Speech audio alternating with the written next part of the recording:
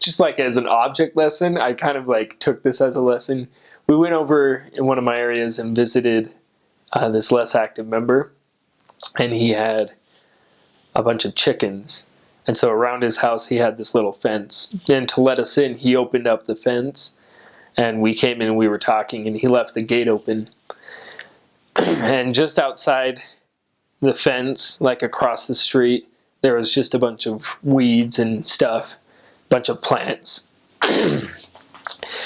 And so these chickens wandered around, and a few of them wandered outside of the gates, and some dogs showed up and were just like walking around by the chickens. They weren't doing anything to the chickens, but then one decided that it would go into the weeds across the street, and I watched as this dog followed it in. And then the neighbor came over and said that his dog had killed the chicken, and he was sorry.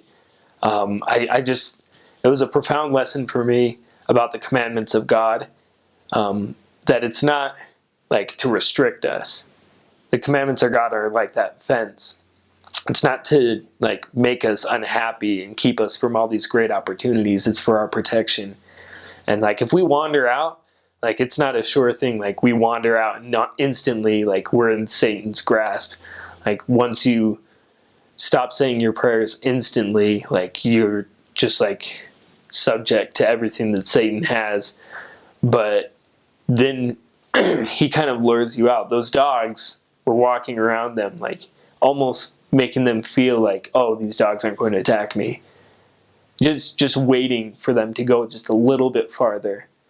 And a lot of times with the commandments, breaking the commandments just runs that risk. Satan's just waiting for us to let our guard down.